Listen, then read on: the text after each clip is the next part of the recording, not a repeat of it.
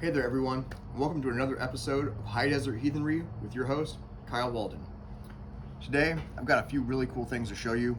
They might be cool to some, not so cool to others. I think it's kind of common stuff, but I was just gonna go through and show you some of the tools I'm getting ready to use as I prepare for an evening hunt. I'm gonna go out and try to get a couple cottontails, maybe some quail. So, first things off, the primary tool. Got my Remington 870 Express Super Magnum. So this gun has seen a little bit of wear and tear, got a few chips in it and whatnot, but this gun has held out through everything. It takes up to 3.5-inch shell. It is clear, as you can see, and it's unsafe. So with this, since I'm hunting such small game, I'm actually going to be using this right here. I believe this is a Winchester round. It is. This is a AA handicap round. It's 7.5 shot lead, and I choose a handicap shot shell specifically because it's lower recoil and a little bit lower velocity. So when I'm hitting these smaller game animals, I'm not absolutely destroying the meat. If you use a normal, even a number 8 shot, let's say, or even 7.5, 8 shot that's full power, you're pretty much gonna destroy everything in the path there. So I found these. A lot of times the pellets don't even mushroom out. So they're just a nice little round pellet, picks right out, good to go. Excellent. Next thing, my fixed blade. I get a lot of questions on this from just people in day-to-day life when I'm going through. It's my favorite fire knife, called a fire knife, of course. It's got a fire steel. This is a Tops Knives Brothers of Bushcraft. It is 1095 carbon steel. It is made in the USA. Scandi grind. And I do like it in a lot of ways just because it is high carbon. The one thing I'm gonna say right up front that I don't like is the coating. The coating wears off, and when that wears off, your serial number wears off. It's not really a big deal, but the primary deal with that is it's not a food safe coating. And I wanna be able to use this knife for everything all the time, so I may actually wire brush that off just to get rid of it so I feel better about prepping food and meals with it as just a primary do-it-all knife.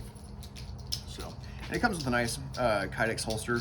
I did bend my belt clip though, so that's something to think about. I see a lot of people will take this, zip tie it shut, and then have another piece of fabric or leather that comes up with like a D-ring or something, some way to attach it to your belt. That way it can flop a little bit more.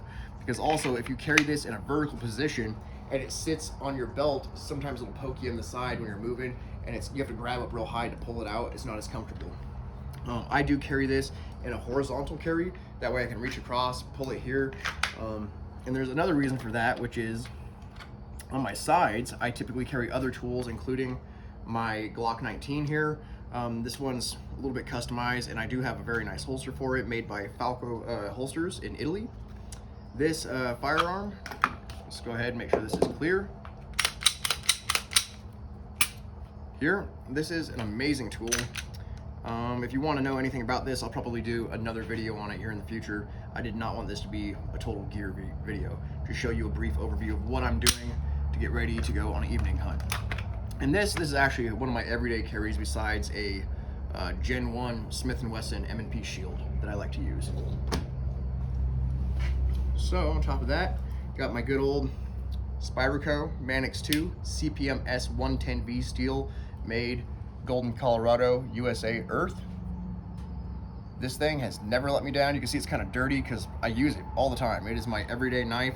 I have batoned this thing through logs. I have done everything with it. It's never chipped. It's never had an issue. This steel is super steel. And on top of that, I normally carry a Leatherman, but I'm in the transition of moving back out here to my hometown, and I just cannot find the Leatherman, so I've been carrying good old Swiss Army knife. I had it for 25 years. Still rocking strong, and I'm trying to think. This is the Explorer issue knife. It's got the magnifying lens and stuff in it, and you can tell it's old because they make them now with a clear body on the magnifying lens instead of this gray plastic. I don't have any of the fancy upgrades in it, none of the ferro rods where the toothpick goes. I've got the original toothpick after 25 years.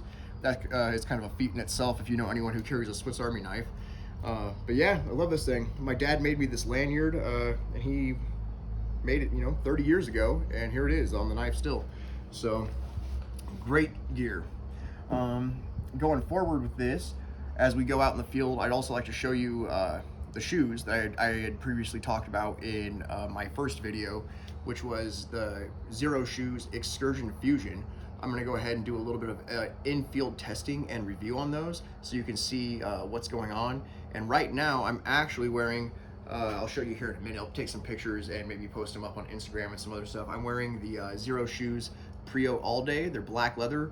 They're a really good shoe, and right out of the box it feels like they're already broken and just perfect on my feet.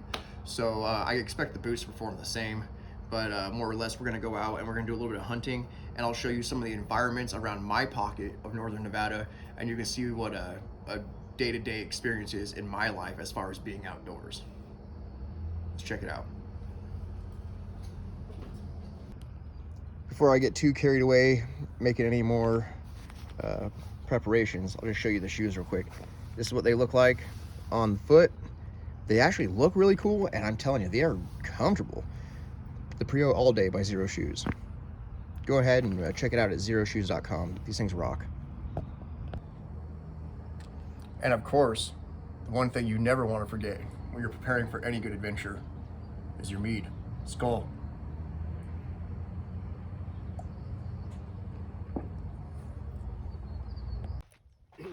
Hey everyone, here I am, out here in the beautiful desert of Nevada, just outside of Fallon, Nevada, actually. And you can see the sun is rapidly setting. It's just that time of year. I've only realistically got maybe 30 minutes of huntable daylight left, which, you know, by law we have to quit hunting by sunset. And the sun is just barely, the trees are blocking it, but it hasn't fully set yet. So I'm actually gonna come out here. I'm gonna see if I can get a few cottontails. Hopefully I can get a few quail as well. We're just gonna see how it goes. As promised, Remington 870 Super Mag and my Zero Excursion Fusion boots. So we're gonna give these a test, and I'm gonna hike out through all the desert here, the brush, the ditches, etc. And I'm gonna try to bring you along. I don't have a GoPro on me right now. I do have one packed away, and I'll have to unbox that so that I can use it for gun mount and things of that nature. But we're gonna go through, and if I am able to find something, then I will at least show you after I've shot it. I cannot guarantee any action shots at this time, but I am gonna take the camera with me on the tripod, hike it around, and give you a couple good shots of what I have going on out here and where I like to go hunting. This, like I said, this is a very local place, and I may not even see anything because this place is heavily trafficked, unfortunately. And out here in Nevada, we have a huge coyote problem, so there is a bounty on them currently with the Nevada Department of Wildlife. They actually pay you if you bring in the tail and a portion of the pelt. So they've been eating a lot of the game that we like to hunt. So me and a lot of the other guys were trying to come out here, you know, sometimes, once in a while at least, with AR-15s, and we try to take down a couple coyotes. And that's in itself more difficult than you would think it is unless you have the proper equipment, because they're fast and humans stink and they can smell us. So with that being said, let's bust a move and we'll get on out here and try to get some rabbits and some quail, huh? Like a first-person shooter video game. Just need the music from Doom. Some heavy metal.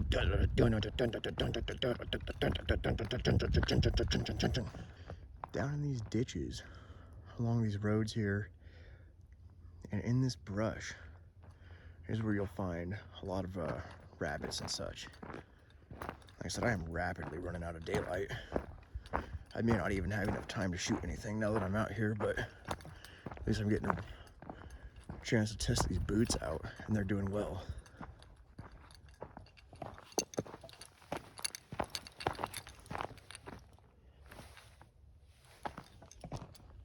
Don't you hate it when people do this? Just leave their trash out here? I'll probably pull my vehicle over here in a little bit and scoop this up. And Justin and I are really big on picking up trash wherever we find it. And this area has just been devastated by humans, unfortunately.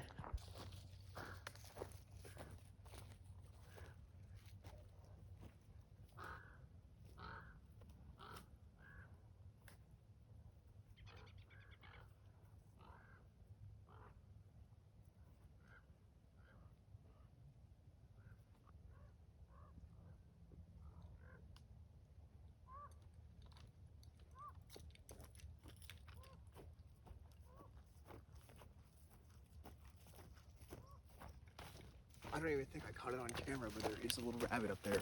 So I'm gonna walk up here and I probably won't even see them. They are camo, and it's getting dark. Like I said, just got a few minutes left. I'm gonna try to come up here and get a rabbit. He is in the bushes, and I probably won't even see him. But let's go. Let's go do it together. Watch me not find anything, right? That's how it goes sometimes. Let's do it. Like I said, I don't even see anything now. And if you listen, you can't even hear anything moving. You can only hear the birds.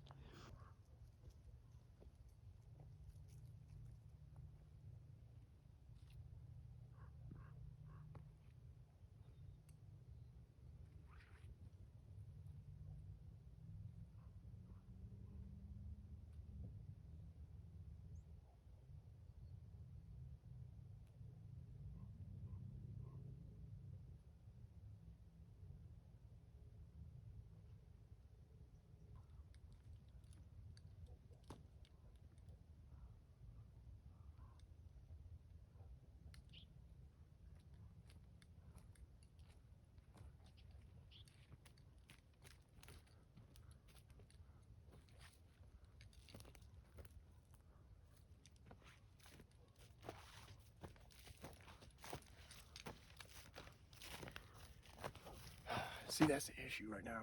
It's getting dark, and now I'm starting to think that like small stumps are rabbits and stuff. I just went through and walked through this entire like thicket of stuff. And if you go back in through here, it actually gets to a point where it's like cow tunnels, because people come out here and they let their cows just free range out in this area. So it's kind of unfortunate because the coyotes eat them a lot, but I'm finding a ton of cow bones and stuff back in here. You can find feathers and stuff where you see it looks like they've been eaten, or it's just, who knows? Who knows what nature's doing out here? But I'm not able to see anything, and I'm at the point where I just want to shoot a stump or something because it looks like it's a little cottontail rabbit hanging out. I think what we're gonna do is go over to Justin at Outdoor Heathen on Instagram, and we're gonna go over and hang out with him for a minute, and maybe have a fire over on the chicken ranch, chicken farm, whatever you want to call that. So let's see how this turns out. Look at that sunset in the sky. There's a silhouette of the trees. Isn't that just beautiful? I'll be quiet so you can listen to the birds for a second.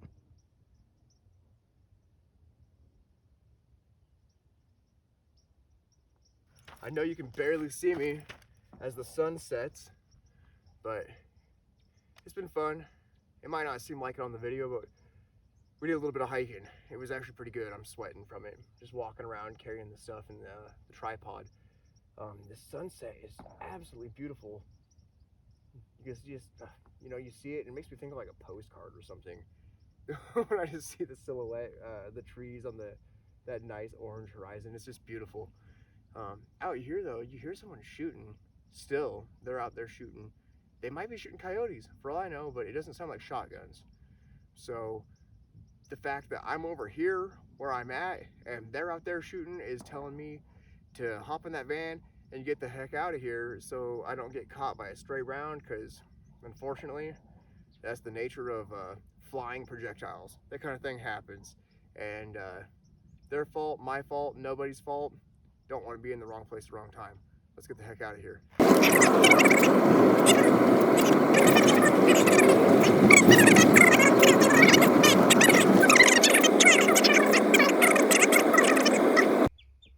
I came over here to Justin's place. I'm in his tiny home right now, and he doesn't even know it. I'm not going to show you a tour of his entire tiny home because he's rearranging, but he's got these two little baby guys in here. What's up? We're over here. You can see the geese and the chickens in the background. This is Outdoor Heathen's little chicken ranch, chicken farm. Like I said, I don't even know what to call it. His chicken place. We're gonna hang out, and I'm gonna baton up some kindling, and we're gonna cook a pork loin out here, and just talk some bushcraft and talk life and things like that. You get to see a little bit of what we do in the evenings, kind of around our campfires, and just how it goes. So hopefully you enjoy it. Good old tops. Everyone loves tops because they rock. Tops knives. Boom.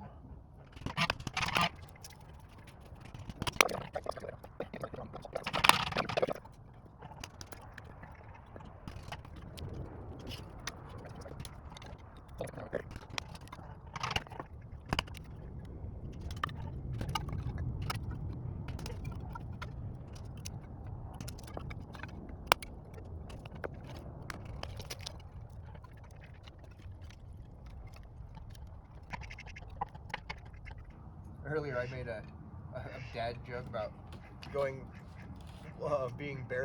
walking in bare feet because it's a feat in itself.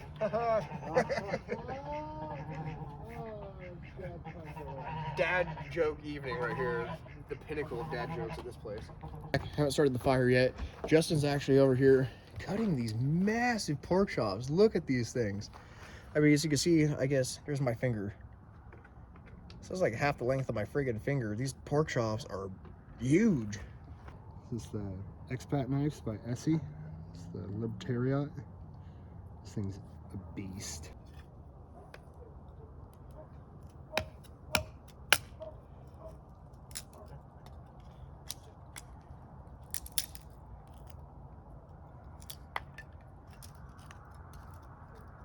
Tree bark saves the day. Yes, sir. We got our fire going. It's looking good. It's feeling warm. I just love, this radiant heat.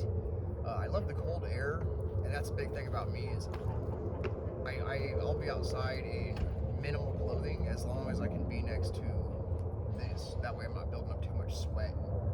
Then I'm really freezing because of the moisture under my clothing, I'm just happy to be here, Happy to have these experiences and be able to share it with people. A lot of people I find, including myself in the past, hadn't been able to go out and, do things. So then I end up looking at YouTube videos and I watch and I just think about, man, I'm going to do this or that, Then we come out and we do it. We always do it, And,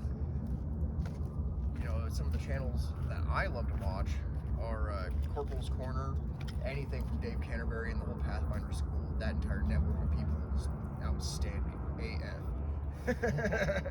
And I really appreciate Fowler's Makery and Mischief. All the guys up there in Canada, those guys are killing it. They're doing amazing things, going out for 30 days at a time, staying out in the Rockies, doing great stuff.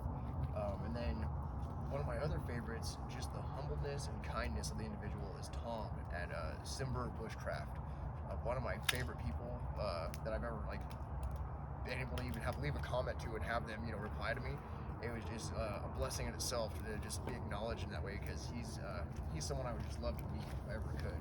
Just sit down with him and have a cup of coffee, out at his little hut out there in the woods. With a little dash of whiskey in it. Yeah, with his little whiskey and a wink.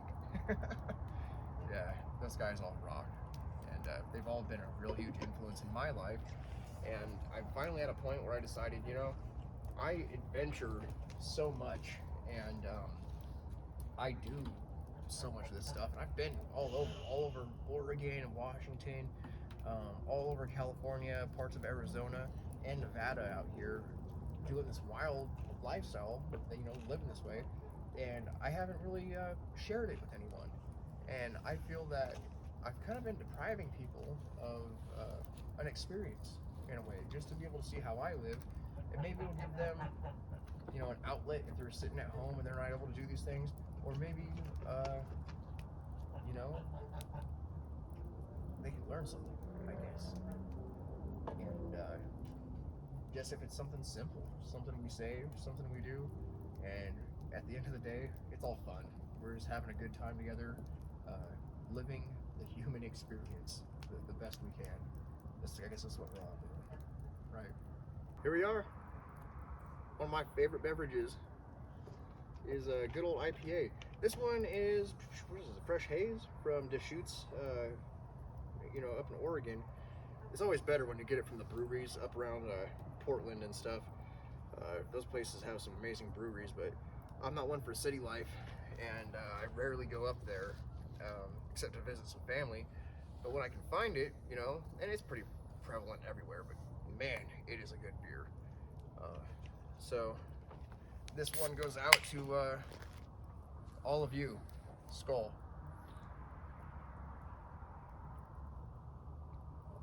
Thank you for watching.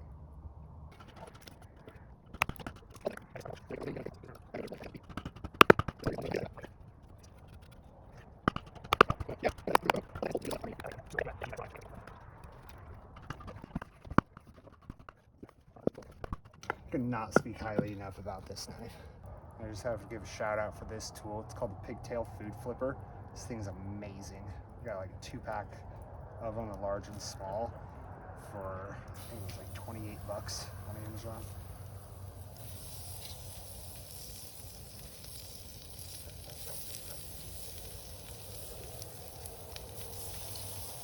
Check it out. These pork chops are getting done. Got a nice little bit of char on them and a good sear from this fire. It was a little hot earlier, but we got some tasty seasoning on them. The smoke actually smells good. It's just good quality, nice seasoned wood. This wood has all been purchased, which of course we didn't harvest this. We're out in the middle of the desert here in the high desert of Nevada. So that's just, it is what it is. Yeah. Let's take a little video of this. Look at that. Absolutely beautiful. Delicious. Look at Beautiful. that. Beautiful, beautiful. We got it going. We got some of these pork chops Justin already sliced up for us. I mean, look at this thing. It's a big old juicy chunk. Delicious. Absolutely fantastic. Outstanding AF. Oh. Heck. I gotta tell you, my feet are not cold wearing these boots. I mean, we're right by the fire, of course, but these Excursion Fusion boots have, as my first day wearing them, giving them a test, coming out here just to walk around, but hiking out in the desert a little bit earlier, and just giving them almost like a break-in. And they didn't need a break-in. They're so flexible as it is. There's no break-in point with them. And it's absolutely amazing. Yeah, well, the break-in period is really just your foot shape forcing the material into the shape of your foot, because the material isn't the shape of your foot anyways. Yeah, yeah. With these, with their extra wide toe boxes, because that's usually when you wear a pair of new work boots or whatnot, it's always your toes and the sides of your toe knuckles or whatever you want to call them, you know. So that's a big thing about this type of footwear, is that with those traditional shoes, they either have I forget the wording. There's a way that they worded it. Steve Sasha he has the way that he words it also. He of course, that's the man, and he knows what he's talking about when it comes to shoes. That's why he made these. But they have a type of material that like pulls in and conforms, and they have another type of material that's that's like typical shoes. I think they have a material that's like stitched into place, but they have another one that has a hard inner shell, like work boots. Yeah. That way they hold their shape. Yeah, and your foot needs to wow, that's your foot needs to break the material, but sometimes it doesn't work that way. The material ends up compressing your foot, and the bones in your feet get crushed, and that's what happens.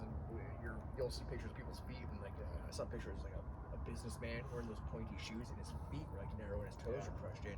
But then you look at a barefoot runner, and their toes are splayed out, and it's more natural. And that's the way we're meant to be. And I'm not going to sit here and argue with millions of years of human evolution and what our bodies are supposed to do. And I think it's important that we get back to living this more natural lifestyle in order to maintain our health and our human well-being. We're kind of almost manufacturing ourselves into disease, and it's just what it is.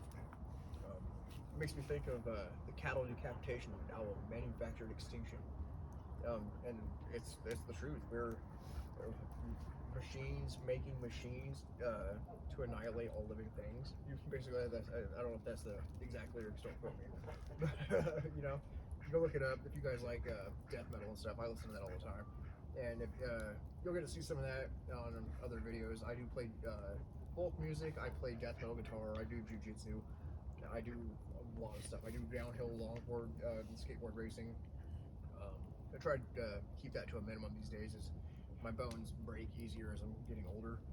But it is what it is. I spend most of my time doing Dons en route and camping, or just talking philosophy and life around the fire. And we practice our skills here at home. We practice our skills in the field. We practice skills as part of life, and that's what we do. And we try to live it. We find the easiest and most healthful ways to do it as well. As far as the equipment we use, posture exercises, wearing comfortable boots, all those kind of things. We want to return to a more natural human state instead of living by this weird, rigid, strict regimen that society has set for us. It's not natural.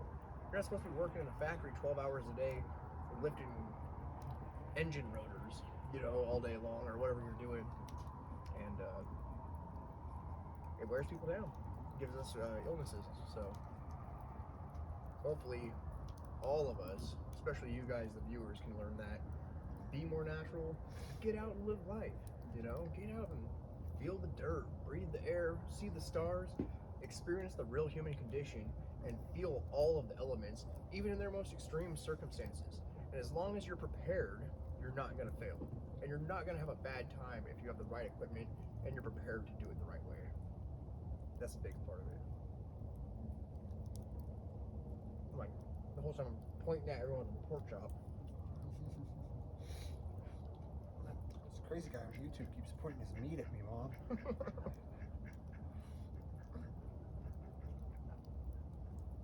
Maybe I am crazy like a fox. Crazy guy. But it seems that like a lot lately, just in like the culture around the globe, is people are trying to get more towards like a natural thing or whatnot. Yeah, I think there's a big mental shift happening. Yeah.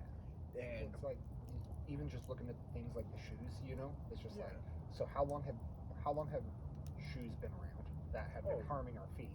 And we're kind of waking up to like, well, this isn't like the way our feet are supposed to be, and we're not supposed to be using these really, because we didn't evolve for millions of years to use them. So yeah, our foot evolved to be a foot. Yeah, to walk. Evolution hasn't had time to process the technology, the technological advances that we've made. But it's great to see, Yeah, it's great to see awesome companies coming out with stuff that bridges that gap. So we can still wear footwear, but it's natural for our feet. Oh, absolutely, right? yeah. And there's just tons of examples of people doing stuff like that. It's like let's bring it back more to a natural. Let's use our knowledge and our technology to go back to what our natural state of being is, but with all the creature comforts of modern technology. Right, and yeah, like you said, the whole world is going back to being more natural. And what's causing that? I think it's people are tired of the way our society's structured, where we're working in a factory all day. We're not really getting to live. We're kind of enslaved to debt in its own way, and we're just stuck grinding through life trying to pay these bills to keep up with the status quo, when really the world's out there and we're not experiencing it as people, and we're meant to be out running and hunting and gathering food and crafting and being super physically active, which keeps us fit and healthy in all the ways that we're using our body. And sunlight, fresh air, and exercise. Yeah, sunlight, fresh air, exercise, lots of water, and when we say organic foods, that means not highly processed stuff that's been treated like animals just raised in harsh captivity. Domesticated animals have existed for, I can't put a date on that. I don't know. You know what I mean? You want to look it up? Look it up. Inform us. But it's just what it is. In the comments below. Yeah, leave it in the comments. But we need to be more natural, a little bit more connected to the earth, and we need to be hardier and more rugged, and that we're willing to go out and get exercise, be out in the elements, because that conditions our mind and our soul. I feel it hardens your mind, and that way when times get tough, you're used to it in a lot of ways. And not that we hope that times get tough, but it just happens, And I was just it was just yesterday. I forget if it was Seneca or Epictetus. I was reading a quote by one of the ancient Stoic philosophers. The point of it being was that if you've thought out and you're prepared for adversity, it has no power once it arrives. Yeah, exactly that. And I really like that. If you're prepared for adversity, it has no power when it arrives. And that's kind of what I tell people, especially with like martial arts training. A lot of people don't like we call them forging exercises. And if you look at Shaolin monks, they do it a lot where they beat each other with sticks. They harden their body by striking hard surfaces. And what it does is it conditions your body to understand pain. And then once you understand it fully and you're conditioned to it, it's not able to give you that spike adrenaline fight or flight response because you're so conditioned to feeling pain and your body is fortified. So one, your body doesn't break from it, but your mind also doesn't break from it, which gives you the upper hand in those harsh situations. And that's the same to be said for your feet, any part of your body, living in hot, cold, wherever you're at. If you're conditioned to it and you thoroughly go out and experience it, we're not out there torturing ourselves, but bit by bit, the more we have these exposures, we grow and become stronger as people each and every day. And it's very similar to meditation. It's a practice. You don't just go out there and you're not hardcore, is kicking butt and taking names the first day you go out and do anything. It's a practice that is developed over time. And a lot of people need to realize that. I think many people get discouraged. Everyone wants instant gratification, and it takes time to attain these things. Well, another big thing That's why we too do it is together. well, this last chunk is yours. You have it, though. Sure. Okay. Another big thing, dude, is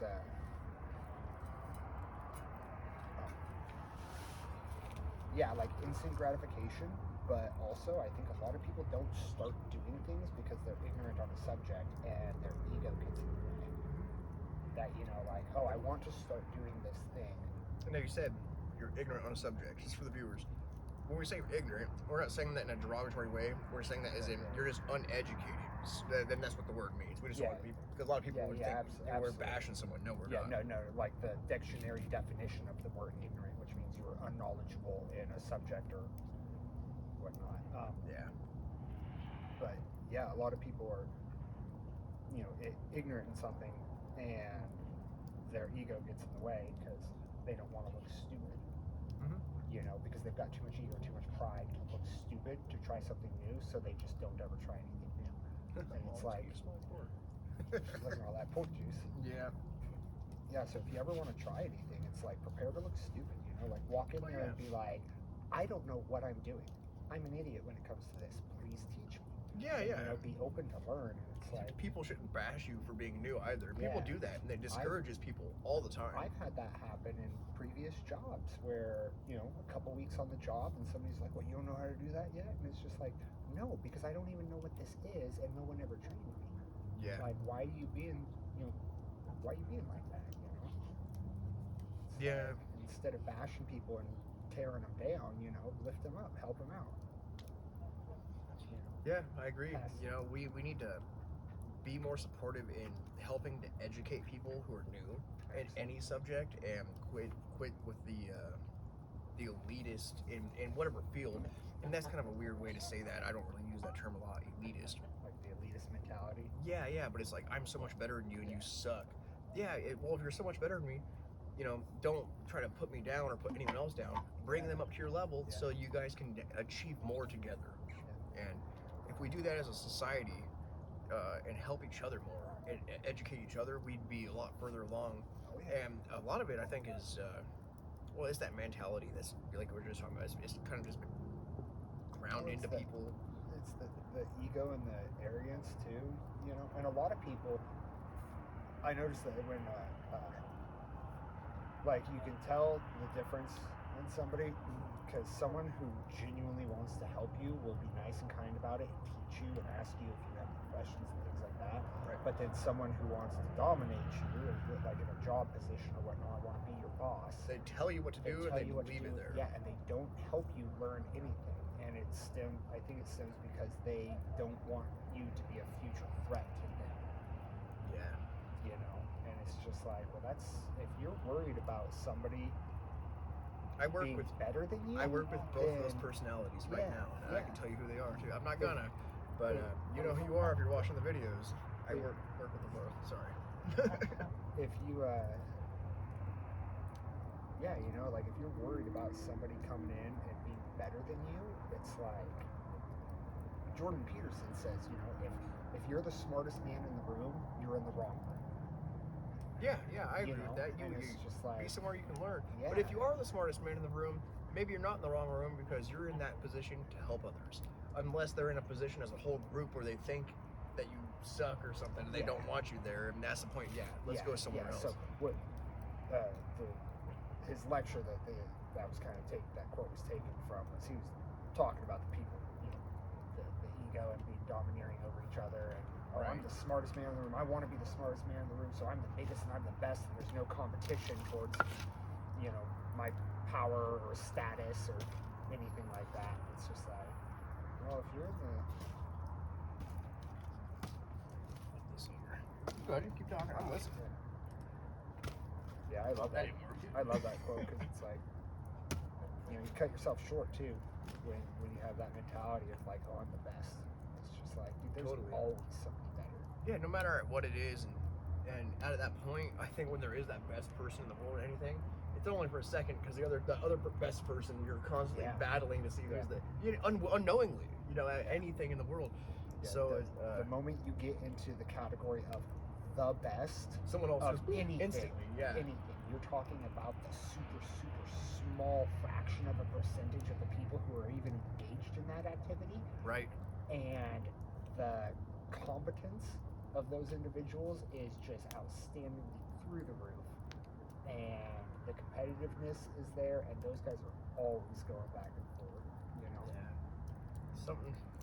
A lot of people don't have these conversations and think about this kind of stuff. And hopefully, if you're watching these videos and making it this far into the video, hopefully you can learn something from us. And even if you're learning anything, it's just to have these type of conversations with other people to kind of make these breakthroughs, I guess, as a society. Because if you just spread awareness about this, we can kind of nip it in the butt right there. And it would only take maybe a generation or two if we could really change the mindset of a lot of people, I think, just by simply talking to people and uplifting each other, spreading a little bit of kindness and education instead of bashing the crap out of each other like society does. It's pretty terrible. I think a big part of it is also the media pits a lot of people against each other. It's that's a whole nother subject. I'm not going to go into politics and media ever really on this channel, but we are going to talk about what we can do to help each other, and it's a big part of who I am, who you are, and what our channel is about. We try to encompass, everything all outdoors and all of our lifestyle here in northern Nevada, being the high desert heathens that we are, and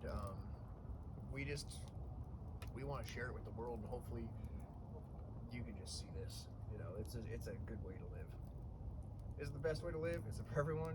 That's debatable, but it's the way that we choose to live, and it's very free. And I'm never gonna give it up for anything. Nope. It's been a blessing. Life is a blessing. We just gotta learn how to use it right. Skull to life, good friends, good times, and happiness with everyone. Skull to you.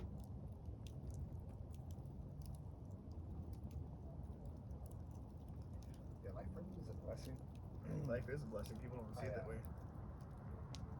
I guess like the odds of actually even becoming a human being are 400 trillion to 1.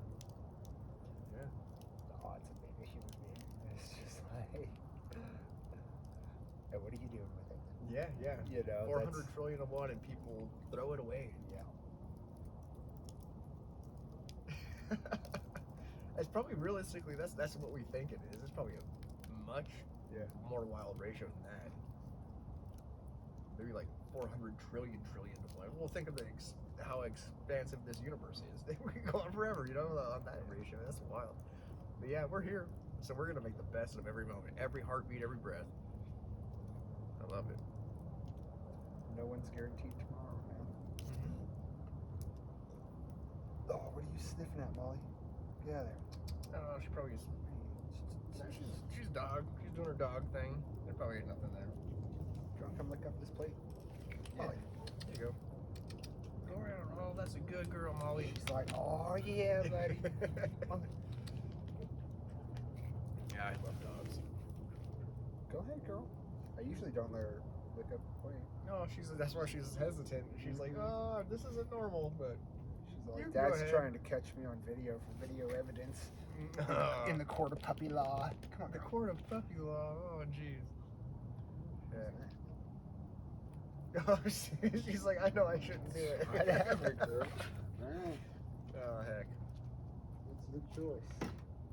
What kind of dogs do you guys have? I have a Shiba Inu. She's a little pit mix, and I've had a Chocolate Lab pit mix in the past. His name was Buddy. He's a good dog. My little Shiba, because he's orange, I gave him a blue collar. He reminded me of Crash Bandicoot, so I named him Crash. And yeah, he lived up the name. He was pretty wild. If you have a dog that you love, post it in the comments. Let me know what kind of dog you have. I love animals. I am huge on respecting animals. It's a real bummer to me, and kind of a pet peeve when I see people just neglect or disrespect animals. And it doesn't even necessarily mean abusing them, because of course that's the most terrible form, but just treating them like a lesser being. Animals are a lot more wise and have a lot more intelligence than we ever give them credit for, just because they can't communicate like we can. And they do have a pretty wide range of emotion. You spend enough time with them. It's just, they're outstanding and amazing creatures. Oh, Molly, this dude. Yeah. I mean, look at this dog. So gentle, I've known her for forever. She's been camping with us, hiking in the mountains. And I wish we would have documented more of our adventures for the last decade. But we're just starting the channel out now, and you're going to get to see a lot of adventures. We try to go out and at least do, an adventure a week. They might be mild and more local, but sometimes, not even sometimes, at least once or twice a month, we go out, hit the mountains up at least like 10,000 feet altitude plus, go out and do some crazy stuff. We have a buddy also that's an avid fisherman. His name is also Justin, and man, that guy, we call him the fish wizard, because he pulls out the most massive fish I've ever seen. We'll be out there fishing, have the same line, same setup, same everything, cast out next to each other, and you'll be pulling in these little catfish that are like this big. You're like, oh, I guess that's a couple nuggets, like 3 nuggets or something. And then you'll leave. You're like, hey man, I'm gonna go home. It's been a night and a half or whatever. I'm gonna get the heck out of here. He'll call you and send you a message, or 2 hours later, look what I got. And it's like a catfish this big, this big around and this long. It's like as big as his Coleman ice chest. Yeah. And I'm like, how are you pulling these things out? Like, I should have just stayed out there, because we're using the same bait and everything. And I think it's just that it's obviously the time of day. And if you're a big cat fisherman, there's one channel that does cats and carp, and the bottom feeder kind of fish, and they know that. A lot of people know that. It's just sometimes I get tired. I'm a human. Call me a sissy, but I get tired. I'm just like, man, it's 2 in the morning. I am sick of fishing, especially after I've been hiking, hunting all day. There's a time that I call it quits, but Justin, he's like, as long as the water's flowing, I'm gonna have a line out there. Dude, it's just outstanding to watch him fish like he does. I've learned a lot from him, and we're gonna try to get him on the channel too, so you can see some of his stuff. And we're gonna have years worth of adventures together. So I hope you all enjoy it. It's freaking cool. Thanks for being here, man. Yeah, absolutely. Thanks for showing up to my house unannounced and calling me. Yeah, that's the way it is. But hey, it's what we do. Yeah, it is what we do. That's how family is. Oh, absolutely. So, this being a good night and all, I think we're gonna go ahead and end our evening here on a high note, with the positivity. And we just want to say thank you all for watching. Your views mean a lot to us. We hope to bring you some happiness, and you definitely bring us happiness just watching these videos. Just keep it up, keep up the positivity and get outdoors. Videotape your adventures. We want to watch it. We'll subscribe to you. We want to see what you're doing also, and hopefully we can meet up one day and we'll all have these adventures together. That'd be the most outstanding thing ever, to meet the fans and meet the people that we watch too. That's one of my favorite things of watching YouTube, is when you've been following somebody for a while and they have another person from another channel. Thing. Yeah, that makes me think of quite a few like homesteading or whatnot ones, videos, and I've seen it to where they're like, people will literally travel like halfway across the country to go do a video with another person's homestead, Oh, And totally. it's just like, that is so cool, man, to actually like meet up in person. And There's like, 3 channels I can think of that do that right now, and that is Zach Fowler from Fowler's Makery and Mischief, Greg Ovens from Ovens Rocky Mountain Bushcraft, and the Wooded Beardsman. Those 3 guys, they hang out, and they're all kind of run their own network. And man, it would just be a pleasure to meet those guys Oh, yeah. one day. I really enjoy their channels. Gosh, they rock. But anyway, like we're saying, we want to see your footage. We hope that you enjoy ours. Thank you so much. Again, skull to you. Have a good night, everyone.